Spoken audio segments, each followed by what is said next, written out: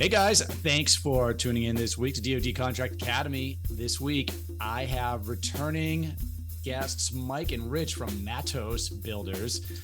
You may have heard our initial interview. It was one of our most popular podcast episodes. And they're back here to talk about what's going on and what we can see in the future here. What's going on, guys?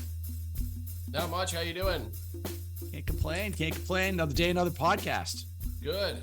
Well, thanks for having us. No, love having you guys on. You guys have an awesome story. And, Mike and Rich, you guys have a very interesting company, and your focus area, it's a little bit different than a lot of the people that come on the podcast, a lot of the companies that are selling to the government. We do have a lot of, technical, tech specific, software specific type of businesses, but you're doing something that resonates with a lot of our audience. So maybe one of you could give us a quick overview on what is Matos doing, and we could talk about where you're going from here. Sure. So we started about 15 years ago. Actually started in my basement. Mike and I were roommates, and then have just kind of grown ever since. Right now we're up to about 60 employees.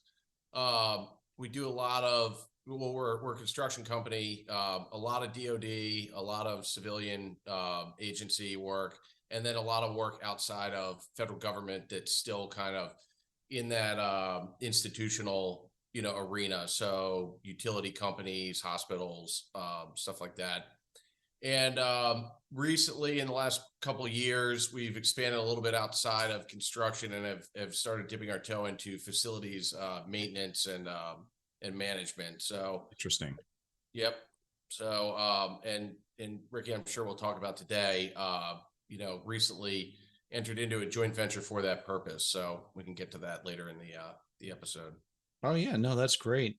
Maybe, Mike, just to get you talking here a little bit too, maybe I could ask you, from so you guys are partners, correct? Yep. Correct. And could you tell me maybe a little bit about what the role is for each of you? Have you guys separated out what you're doing? Because I know sometimes, as you're growing a company and you have a couple people that are owners of the company and running things, separating what you're doing. Have you guys figured that out, or still sorting through? There's a lot of overlap with each of us. We focus mainly on business development and operations, and then the back office stuff we've parsed out, and we have somebody else who does that. But Rich and I are meeting with clients, overseeing the projects that we're working on right now, and just trying to overall grow the company. Awesome. Well, that's great. And I know we talked a little bit about what I thought was really interesting. We talked a little bit about some of the lab work you guys are doing and focused on, and some of your initial projects. And now it sounds like you're branching off into some new territory, which is pretty common in government contracting, finding a niche that you start off with. And then, if you do good work, and obviously you guys are doing great work and working with your government contacts, they want to use you on different things, right? And kind of expanding. So you mentioned joint venture at the beginning of this. And so there's probably a lot of people listening that aren't sure what that is. So maybe you could talk a little bit about joint venture, why you're doing that, and, talk about, what the benefits are. Sure. So we are actually in two joint ventures. So the concept behind, and the joint venture mentor protege. So the concept with SBA is if you sign up with, we're obviously a small business. We sign up with a large business to partner.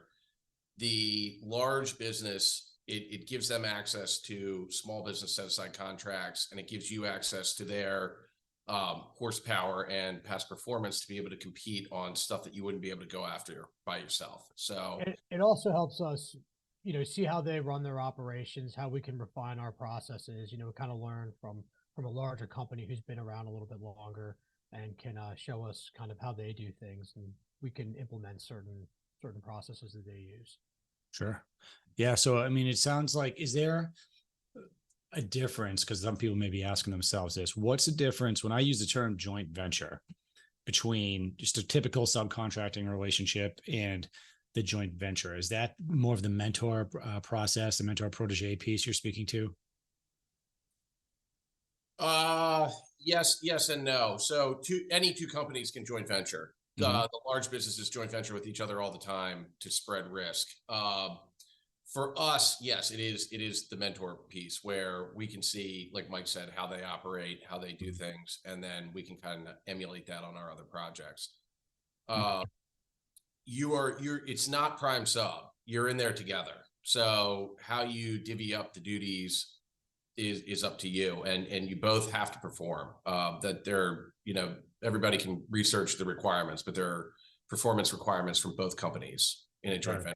Yeah. So that's a key difference then, right? So you're not going in as a subcontractor to a prime. You're essentially going in together, on any of these projects. It's really interesting. And when you formed this, so one of my questions is, did you reach out to them on your own, or did you apply for the mentor protege program through SBA, and did they help match you with people? How did that work? So we're in two, and we found both companies. So we're in one with Grunley Construction for construction projects, and that we spoke to a number of different large businesses and just seemed to have the best fit with them. So that's who we went forward with. Okay. And then the building maintenance joint venture is with a company called MCore Government Services. And we had actually been speaking to them for years, met them at trade shows, and would keep running into them. And, just over the years got to know each other, and then entered into it with them. That's kind of how they both went down. Okay. But no, the SBA did not introduce us to anybody. Gotcha. Okay. And it's a key point too, because sometimes a company applies for something, even a certification, or, in this case, we're talking about joint ventures, but how much is the government going to help you versus what do you got to do on your own? And, you're on your own. Yeah, you're on your own. That's how I feel too about the SBIR program. For those listening, the government will do a little bit of kind of matching you with potential government customers, but everyone I know that's successful there just really grinded on their own and went out and found their own contacts, teaming partners and whatnot. So, and that's one of the reasons you guys are as successful as you are. How much have you done? So, well, let me back up. How long have you had the joint venture agreements in place now? So the one with Grunley we've had for about a year and a half, and the one with MCore has recently been signed in the last 6 months. Okay. And have you been able to land any contracts as a joint venture yet, or? We have two with Grunley. We have an IDIQ to install electric vehicle charging stations for the GSA. And then we have a standalone construction contract for a GSA project in Baltimore. Okay. No, that's excellent. You're in an interesting place here, because we talk a lot about companies, like how to get started and whatnot. But as you guys know, the real work starts after you're on contract and you're starting to build your teams out and you're starting to win more contracts and expand. What do you think have been some of the biggest challenges since you've kind of seen this success on the federal side and trying to expand from there? Finding good people. Seems to be a shortage of people. We have ads on LinkedIn all the time. We're looking for project managers, superintendents. We have interesting projects. So just trying to find people to run them. Yeah. And you mentioned that you have 16 people, I think, at the beginning of this now. 60. Oh, 60. Okay. 60 people on the team. What is the just rough percentage of people that are on, for instance, your sales and business development team versus kind of execution? Mike, you want to run through that?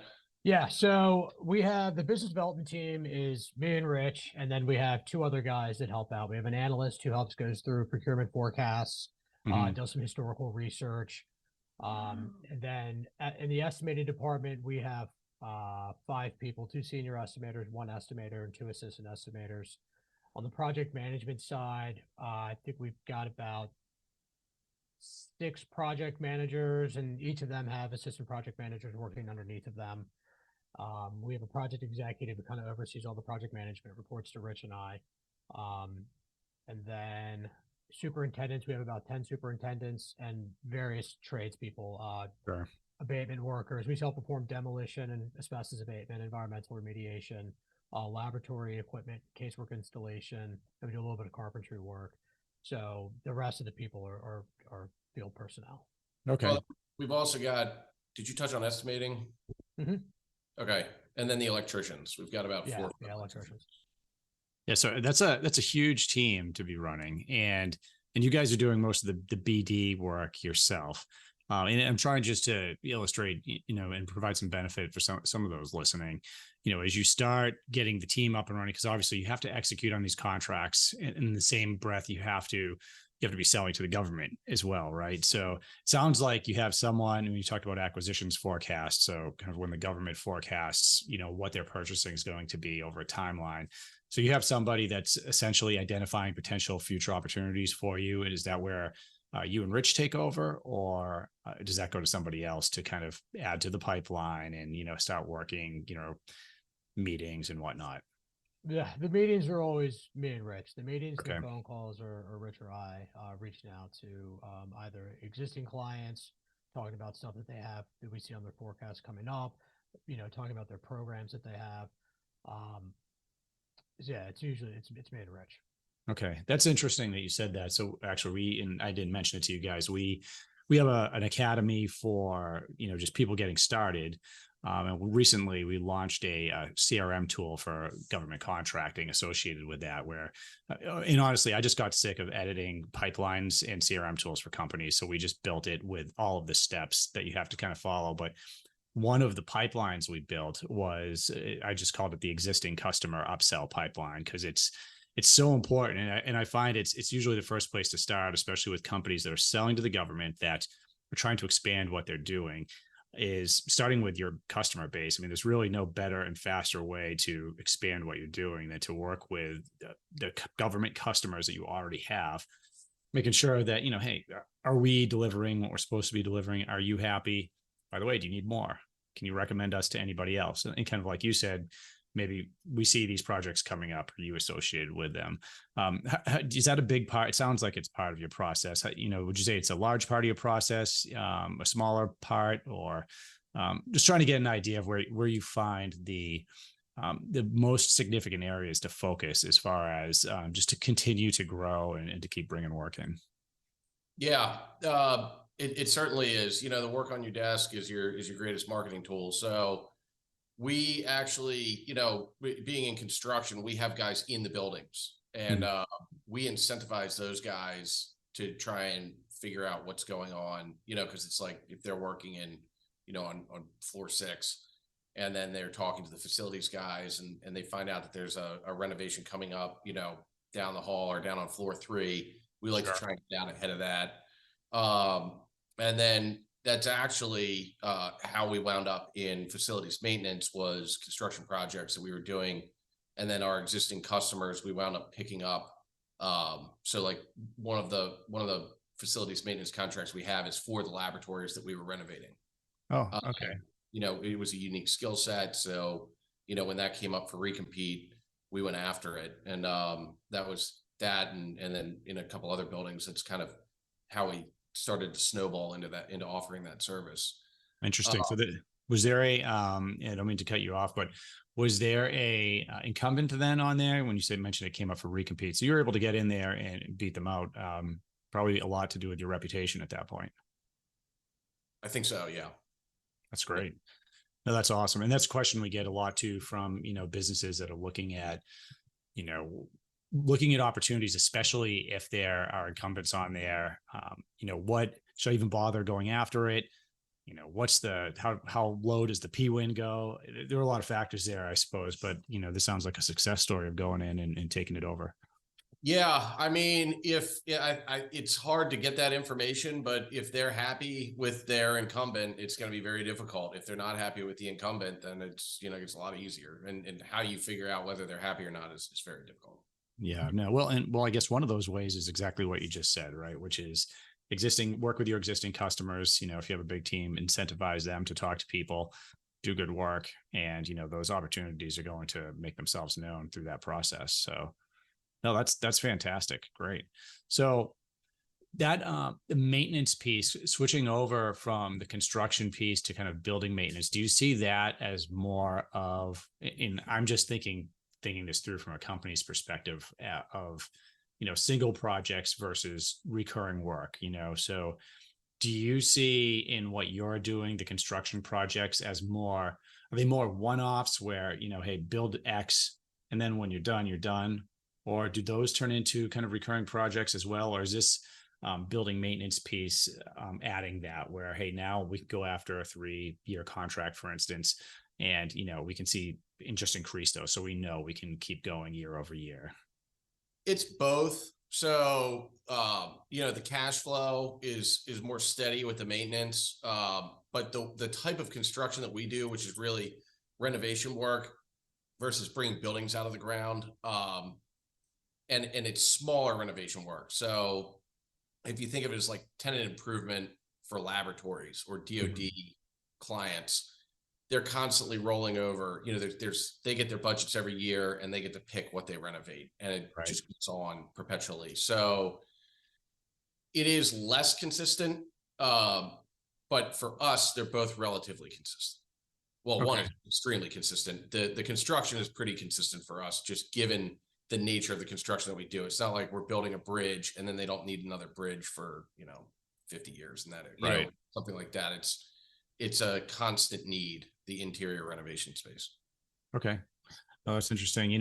When you talk about, the funding and the projects that they have, just, I'm going back to, this may enlighten some people as to kind of how the government forecasts, where, I can remember sitting as a wing exec with the wing commander and the civil engineering team and all the finance people, and we would project out, like we would know for the next 2 years what we planned on renovating on the base. And we'd just be, those things would change a little bit, but we'd have a budget. We'd have a good idea of what the budget was going to be year over year. And you're deciding which aspects are going to be renovated. And there's a lot of politics sometimes that goes into that, depending on, because you can have multiple leadership teams on a base. But often in every agency is supposed to have an acquisitions forecast. Some are better than others. But, so you can technically go out there and find an acquisitions forecast that, say, the Army posts or civil engineering posts, and, get a spreadsheet with 1,000 things on there. And, some of them will apply to you, some of them won't. Is that the method you guys use for finding acquisitions forecasts, or are you using, tools like the Deltec, Government IQ, stuff like that? Or, what kind of tools are you using to do that? A little bit of everything. So we are looking at those forecasts that have every project on them, every dollar they're going to spend on them. Right. But then we're also looking at the programs and what the agency's focus is going forward, and trying to position ourselves to be able to compete on those opportunities. Okay.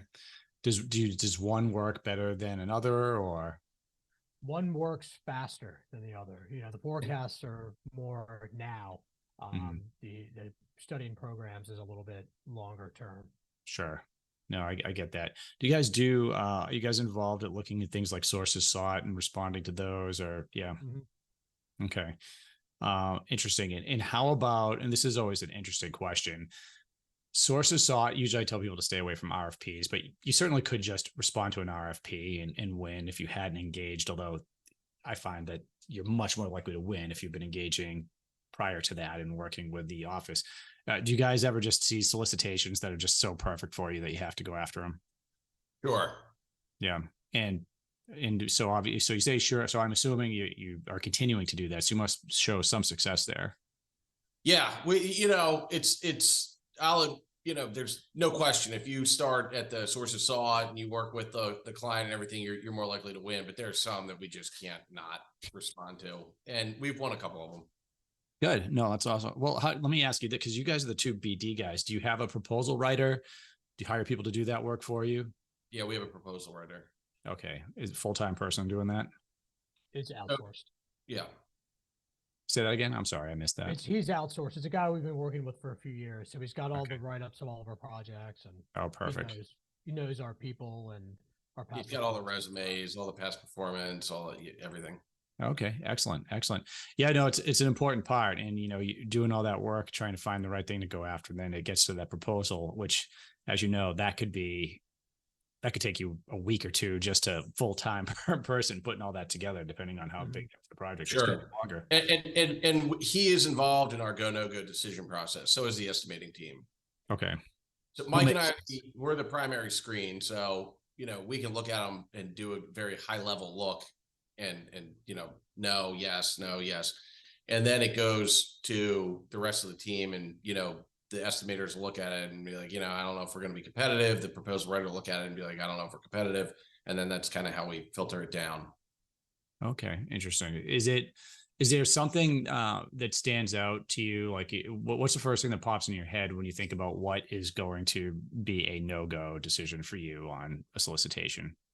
If it's LPTA, we usually try to stay away from it. Yeah. Lowest price, technically acceptable. Yeah. So for anyone listening, so there is when we say every contract's different, every contract's different. And so you might see let's say a building maintenance services contract that has been, competed over and over again. And now it's coming up for bid, but the government can decide that they want to approach that in a different way.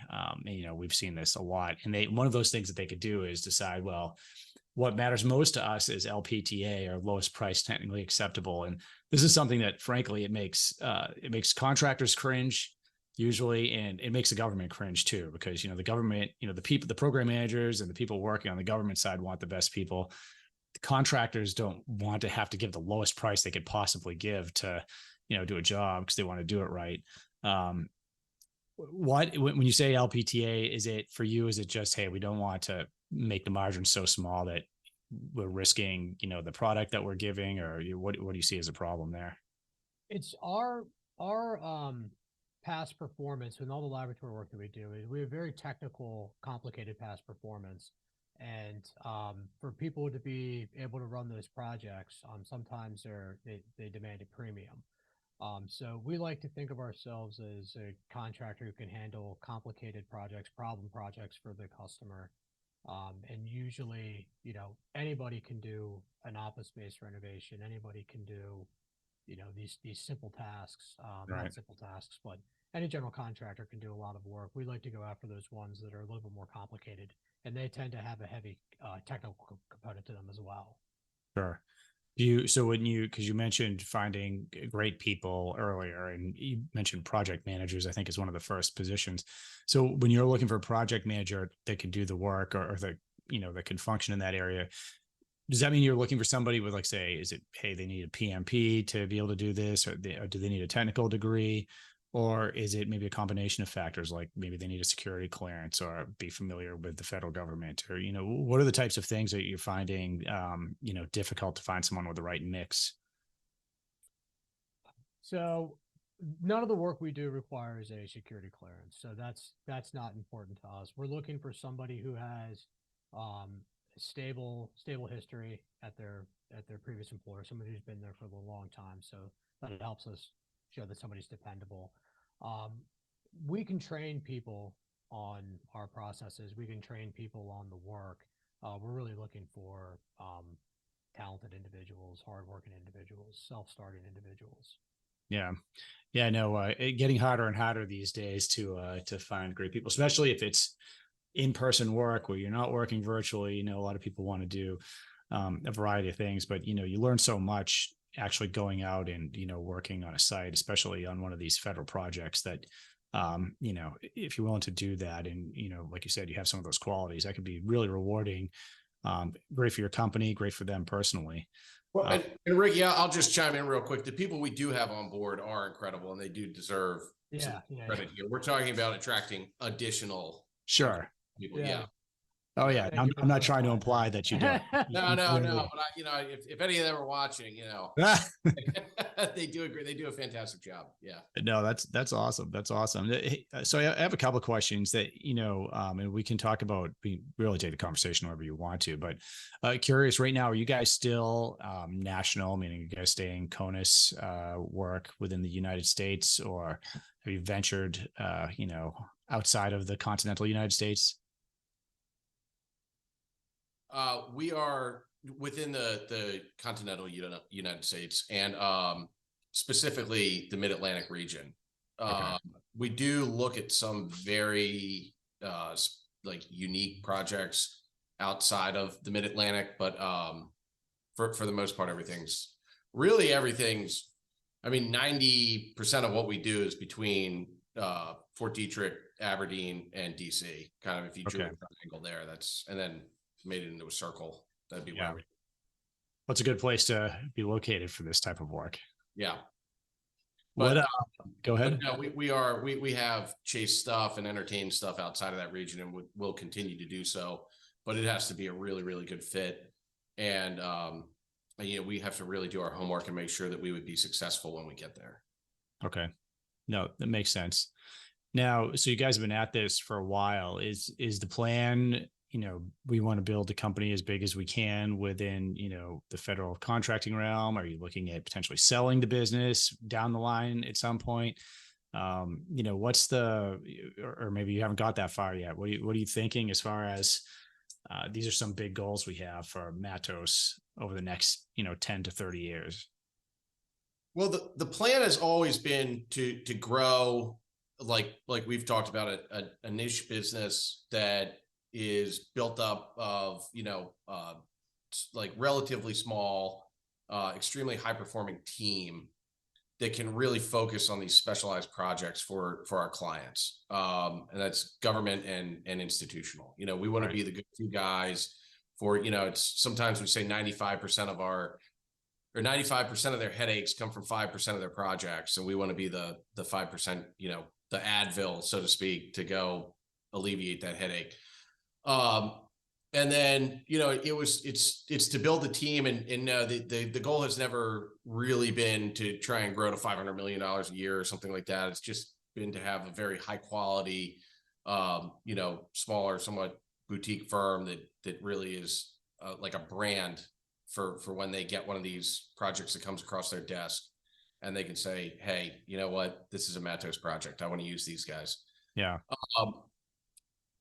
And then it's to have it go on for, several decades. Mike and I are not terribly old, we're not as young as we were, but, we want to keep it going for a while. And then an acquisition would be way down the road if we were to go that route. Okay. Right now we're focused on just continuing to improve, continuing to growing the customer base, growing our brand, and continuing to add, great people to the team. Okay. Interesting.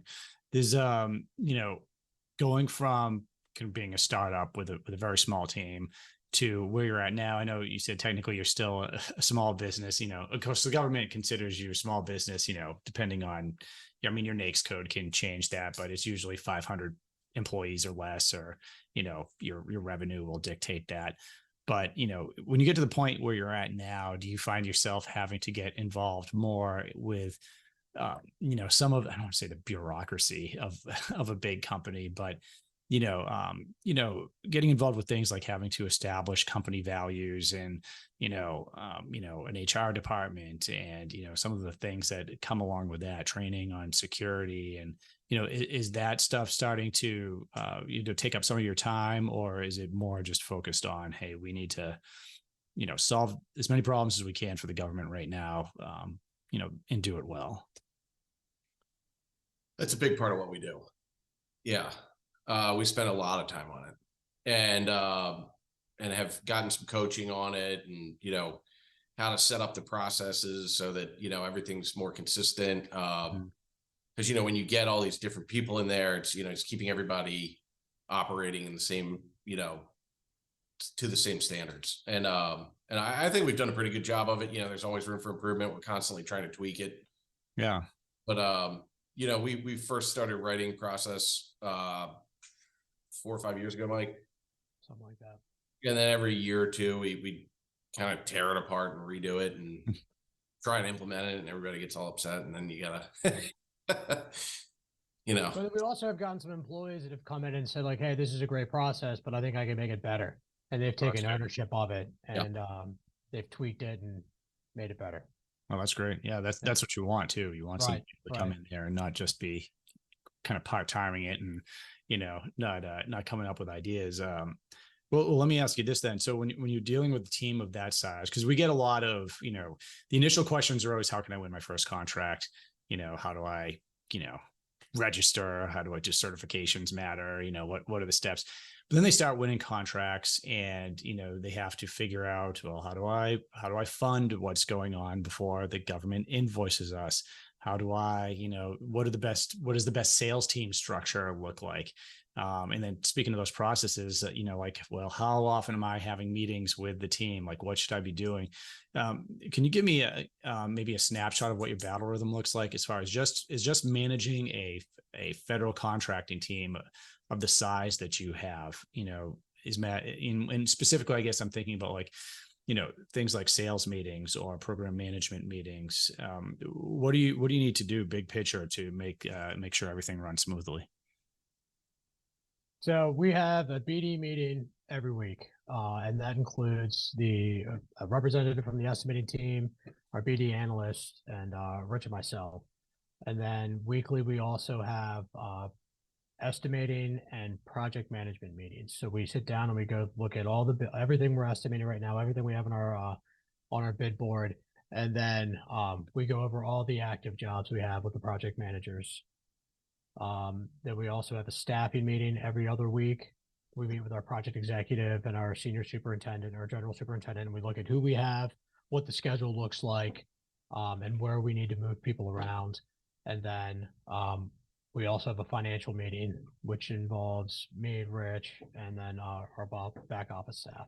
And we go over all the project financials and the company financials. Interesting. Every 2 weeks.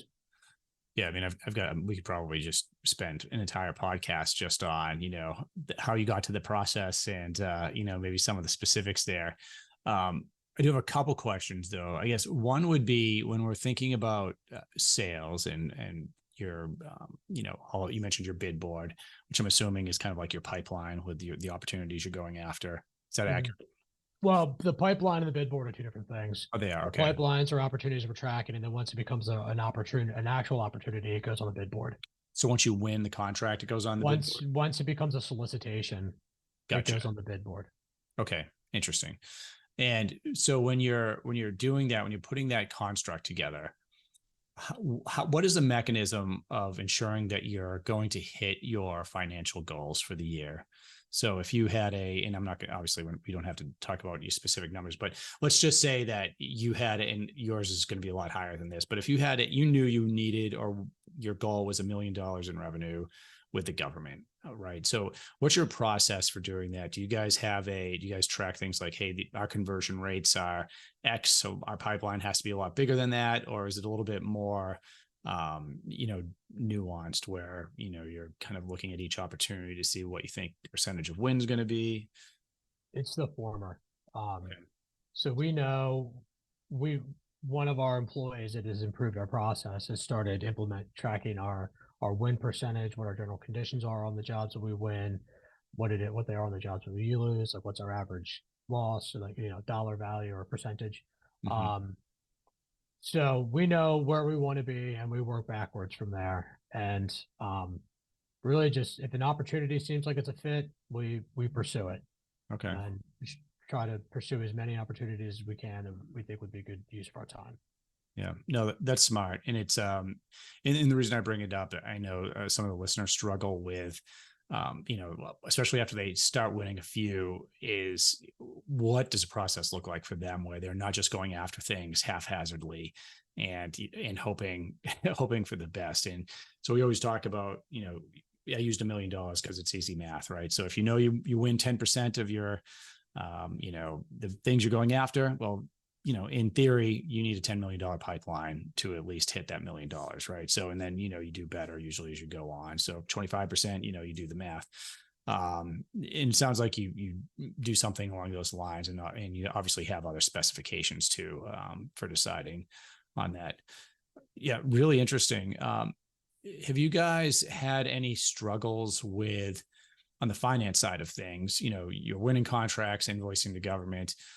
Any issues there where it's just delays that have kind of put you guys behind, and maybe how you've dealt with that, or just, no, everything works exactly as it's supposed to, and we haven't had to deal with any of that on the government side?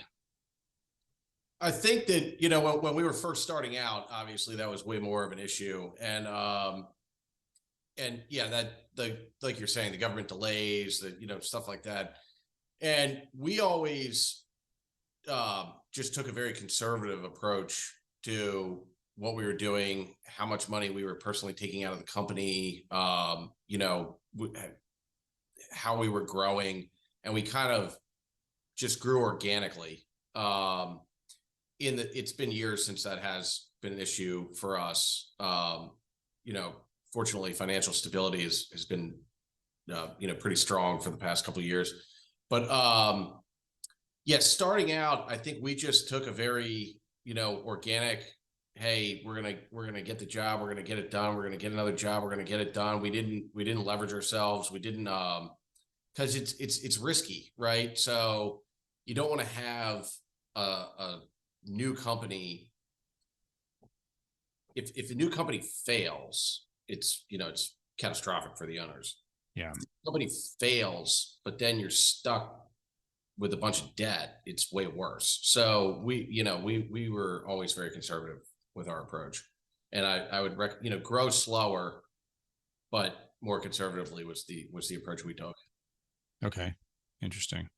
The some of the big things in the federal contracting space right now are CMMC, FedRAMP. I don't know that FedRAMP will actually affect you guys just because of what you do, maybe. But CMMC, I would think to some degree would. Is that something that's coming up, and having to put certain security postures in place, and maybe we could talk a little bit about that.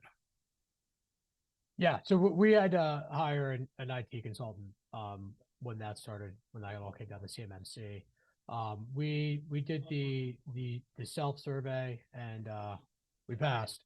But we hired an IT consultant to help us walk through that and transition from our old system to the system we're using now.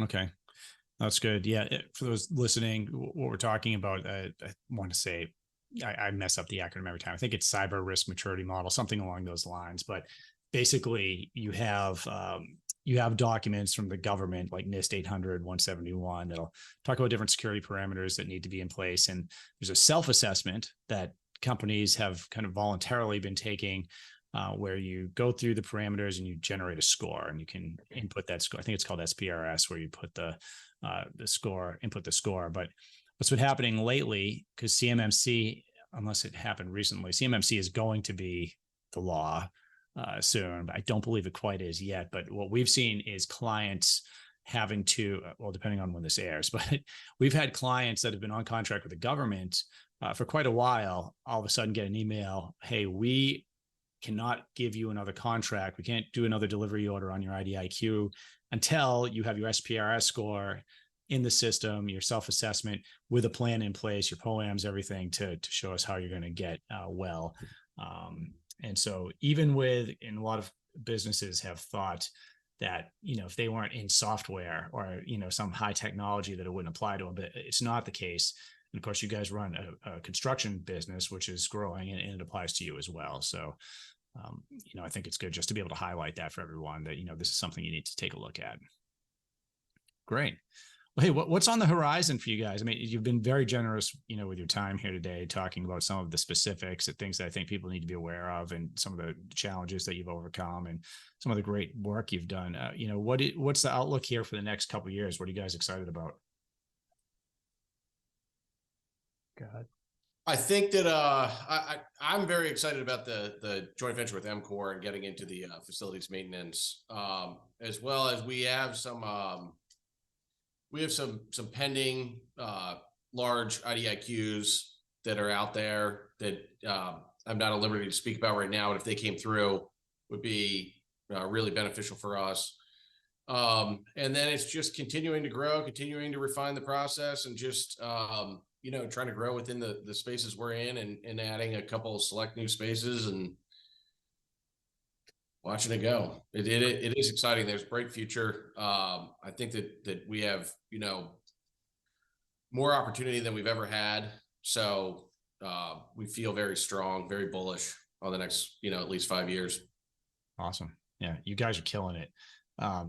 And I think, you may remember, I think it was a couple months ago, I have people that do reach out about your episode and make comments on it. And I've had other people that have said, hey, can you set me up? Like, can I be in a mentor protege role with Matos, and, have those guys, because they sound like they really know what they're doing.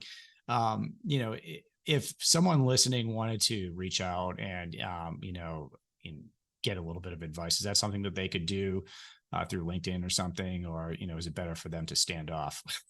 No, Sure. no, please do. I believe, Ricky, didn't I think I spoke to one of your buddies. You did. Yeah. Yeah. Yeah. Great company.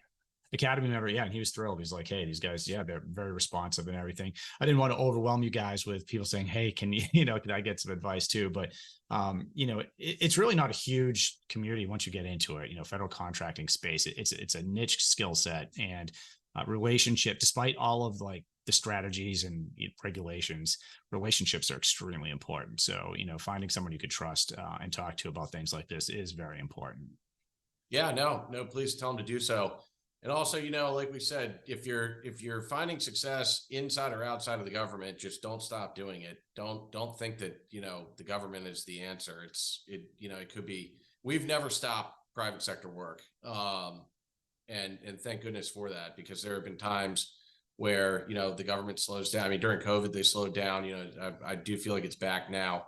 But, keep doing whatever it is. Don't stop. Think that the grass is greener somewhere else. Yeah. That's a good point. We talked a little bit about having a commercial pipeline as well as a federal pipeline for just that reason. And of course, the federal pipeline can offset your commercial pipeline if that slows down and economy's lagging. So, I mean, it's beneficial, both sides. It's also beneficial if you do want to sell your business at some point, because those government contracts can really increase valuation. And it's something I know a lot of investors are looking for. So that's great. Any parting thoughts, anything you guys want to talk about before we close? I want to be respectful of your time here today. I'm good. Thanks for having us. Yeah, thank you.